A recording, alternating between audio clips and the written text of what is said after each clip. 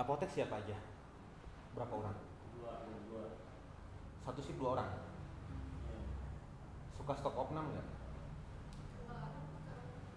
Kan ini mati ini Oh, sistemnya ya. stok opnam manual nggak tiap bulan? Berarti nanti mah wajib. Jadi sebelum sistem ini berjalan harus dilakukan stok opnam dulu. Stok opnam itu melihat kondisi stok obat-obatan saat dimulai. Ada gudang, berarti stok opnam gudang dan stok opnam apotek. Kalau ke keuangan nanti ngaruhnya ke persediaan obat BHP nominalnya berapa gitu ya. Oke. Cara stok opnamnya sama ya kayak tadi ya. Login dulu, masukin username sama password masing-masing.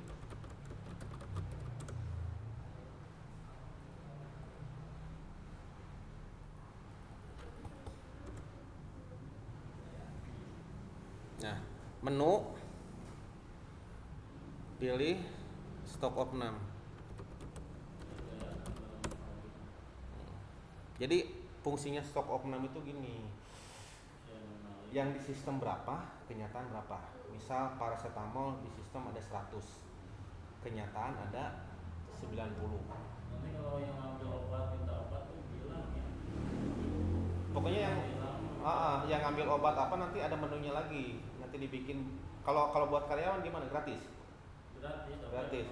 Cuma jarang ngomong, banyak yang suka ngambil ngomong. Nanti di karyawan semua didaftarkan ke Maksudnya nyuri kalau kayak gitu. jadi pasien. Nanti dibuat poli khusus, misalkan poli apotek. Berarti poli apotek itu buat karyawan-karyawan yang minta obat. Termasuk namanya juga ada di situ. Jadi buat karyawannya jelas siapa, buat orang apoteknya jelas, juga nggak kesalahin. Jangan sampai kok paracetamol di sistem ada 100, kenyataannya ada 90, yang 10 kemana? Satu, bisa ada obat yang tidak diinput ya ke sistem. Dua, bisa obat itu hilang. Ya, itu ya, antara dua itu. Nah, yang pertama dilakukan stok opnam ini, misalkan Aboket nih. Aboket ada berapa? Aboket misalkan sekarang ya 100 gitu ya. Oh, lokasinya dulu, sorry. Lokasinya apotek. Sama ya miripnya ya. Di klik tanda klik spasi, kasih keterangan. Stok opnam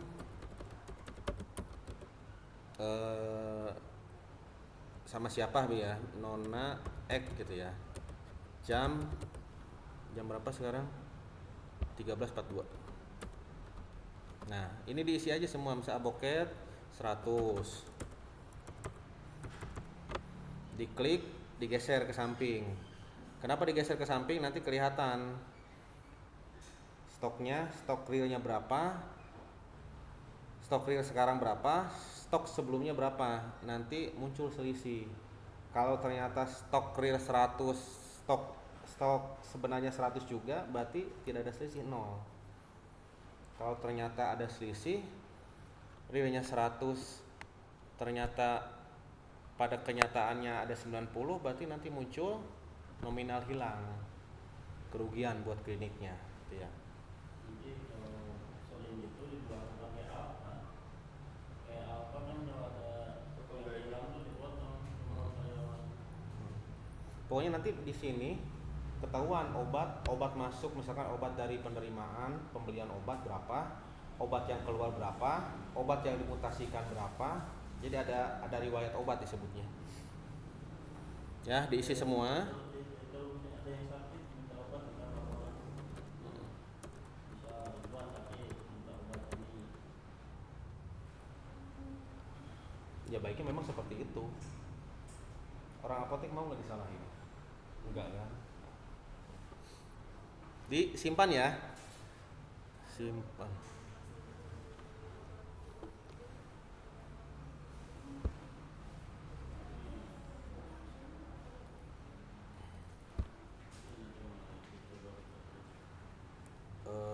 Misal allopurinol aja deh. 100. Disimpan. Obat-obatan ada berapa item? 300 ada? Biasanya kalau stok opnam itu pada saat pasien sepi. Berarti akhir bulan ya di atas jam 9 lah. Jam 9 malam. Jadi jangan sampai ada obat keluar. Jadi dari jam 9 sampai jam 12 beres nggak tuh 3 jam. Mendata terus menginputkan. Kalau gudang sih mungkin bisa kapan-kapan aja ya. Yang penting ya apotek ini kan yang perputaran obat kan cepet ya. Jadi cari waktu di mana pasien sepi, baru lakukan stok opnam. Karena kalau pasien rame dilakukan stok opnam, akhirnya stoknya kan nggak jelas. Ya.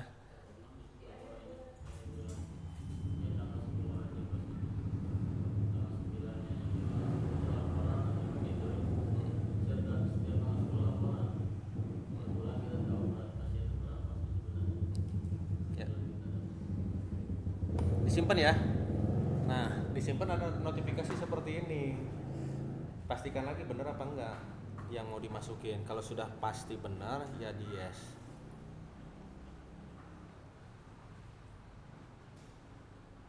Oke, bentar.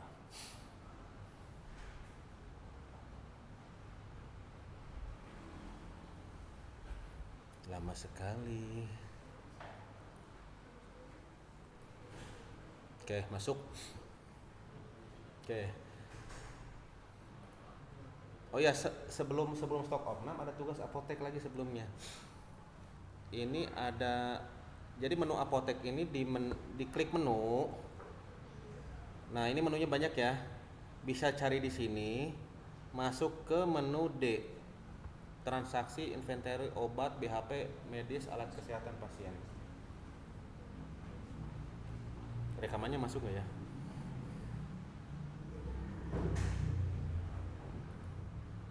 Masuk sih rekamannya. Lalu pilih obat, alkes, BHP. Nah, kemarin baru dimasukin obat-obatan dan harganya aja. Belum, soalnya biar cepat masuk aja, nanti kesininya diedit. Buat ngeditnya saya ulangi lagi menu D, obat, alkes, BHP. Yang tanda ini dikebawahin, klik atau pilih baru sama aja. Nah, ini ada 291 item. Berarti nanti diedit yang 291. Dieditnya yang mananya? Nah, ini yang Alboket 18. Kandungannya apa? Kayak misalkan Sanmol, berarti kandungannya paracetamol ya. Sanmolnya berapa miligram? Sanmol 500. Berarti isi paracetamol di naon? Apa? Dapirin ya, dapirin. Nah, dapirin ya. Dapirin tablet. Nah, ini kandungannya turunin aja ke bawah. Jadi kandungannya paracetamol. Paracetamol. Industri farmasinya apa? Dapirin tuh Piridam ya?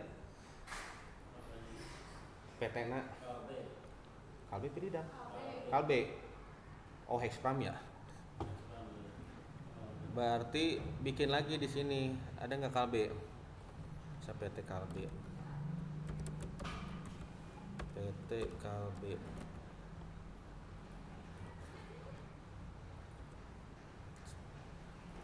Simpan, pilih Kalbe. Nah, ini ya. Satuan besarnya, kalau beli satuan besar apa? Box kan? Ya. Satuan besarnya diatur box berarti. Box. Ada nggak box lagi? Nah, ini ya. Box isi berapa? Isi 100 ya? Bisa pilih yang ini aja nih. Ini saya kasih nama aja lah, box.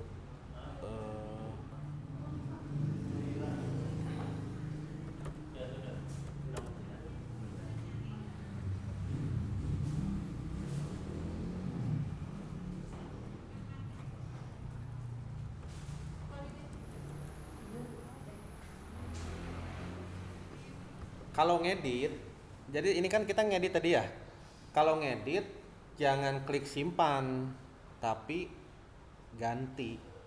Ya ingat ya, dimanapun kalau ngedit itu termasuk ngedit data pasien. Misal data pasien pas kunjungan pertama itu dia nggak bawa KTP, kunjungan berikutnya bawa KTP, berarti kita masukin nomor KTP. Pas nyimpennya ganti, bukan simpen. Ganti ini nih. Kalau disimpan error pasti. Ya, satuannya box, klik, spasi. Satuan kecilnya apa? Tablet kan? Ya. Pilih tablet. Ini ngaruhnya nanti ke ini pada saat penerimaan barang, pembelian barang. Kalau dulu sih pas belum diupdate satuan terkecil, misalnya beli paracetamol 10 box berarti 2000 tablet. Kita harus konversi seperti itu waktu dulu. Kalau sekarang kalau beli 20 box ya tinggal masukin aja nanti di pembelian 20 box. Langsung dikonversi jadi satuan terkecil sama sistemnya. Jenisnya apa? Paracetamol jenisnya apa? Obat? Bisa seperti itu. Pergolongan berarti. Nanti terserah ini ngaturnya. Kalau di sini sih maksudnya obat keras, obat oral, obat injeksi ya. Misal obat oral. Kategorinya apa? Formularium, non formularium, generik, non generik. Non generik berarti kan? Ya. Nah, golongannya apa? Obat bebas, bebas terbatas, psikotropika. Kalau nggak salah paracetamol obat bebas ya. Nah, harga dasarnya berapa? Harga belinya berapa? Harga dasar itu nanti gini, ada supplier suka ngasih diskon kan. Misalkan harga paracetamol seboknya itu 50.000, di notanya 50.000, dia ngasih diskon lagi 25%. Nah itu disebutnya harga setelah diskon itu harga dasar. Berarti diisikan di sini. Kalau ternyata harga dasar dan harga beli sama, nggak didiskon, ya berarti harga beli dan harga dasar sama. Kayak ini saya samakan dengan harga beli. Ya. Harga beli mah sebelum diskon. Terserah itu biasanya gini sih, ada yang memberlakukan harga ke pasien di diskon dulu baru dijual, atau diskon tidak diberlakukan, diskon ya milik klinik atau rumah sakit aja. Harga misalkan udah 100.000 meskipun di diskon berapa persen sama suppliernya, ya udah harga beli sekaligus harga jualnya ngitung dari situ, bukan ngitung dari harga diskon lagi.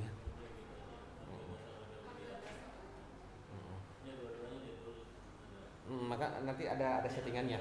Ya.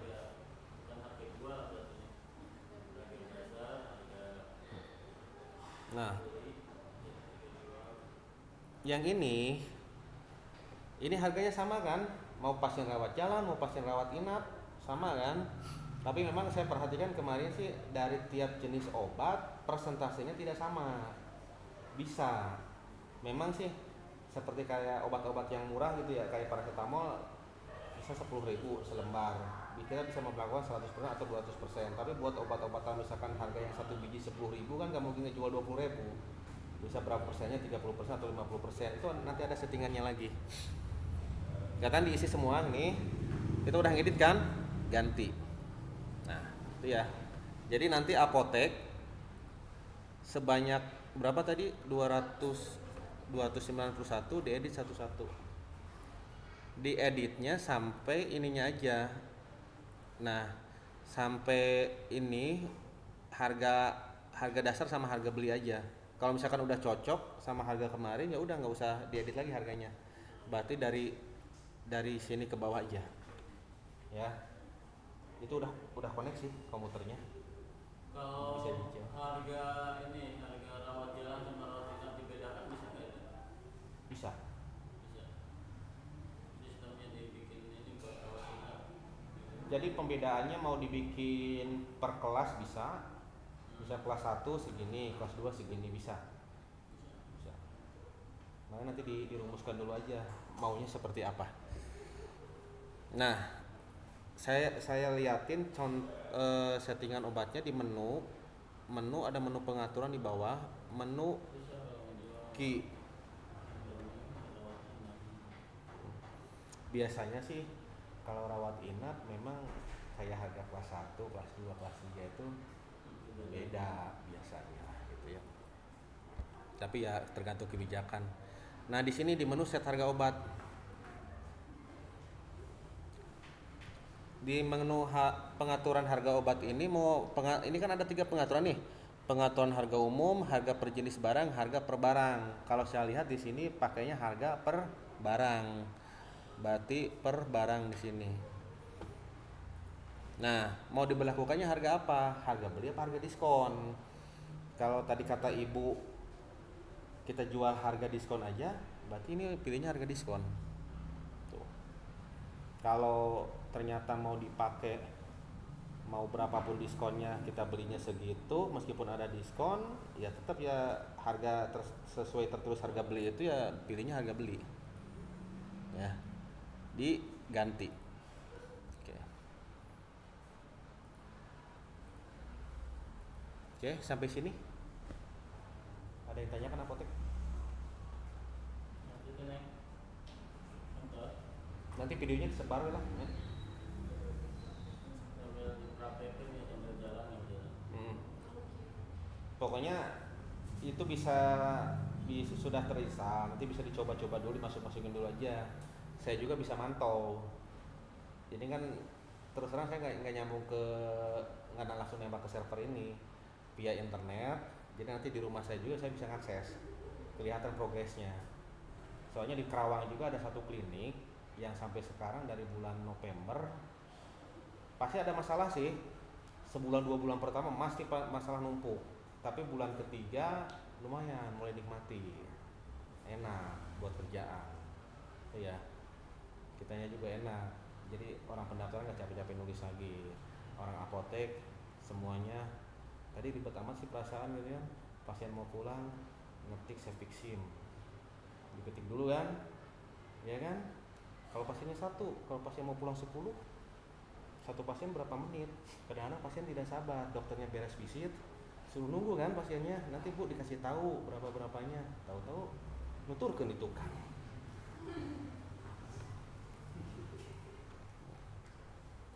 Oke, itu pengaturan apotek. Apotek dilihat di menu ini ya, menu D. Nah, di sini gudang dimutasi. Gudang di stok opnam, apotek di stok opnam. Kalau ada obat habis di apotek berarti minta ke gudang. Ada orang gudangnya nggak? Sama aja orangnya. Sama aja orangnya.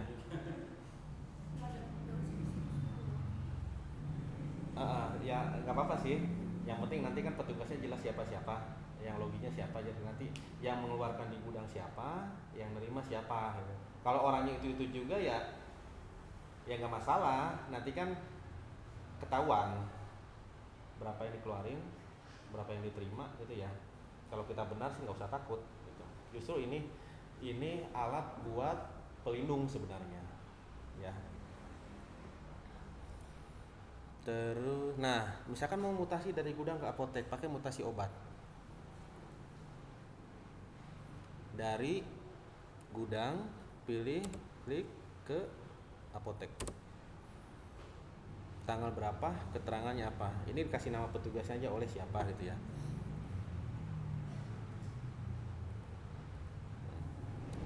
Nanti muncul obat-obatnya di sini.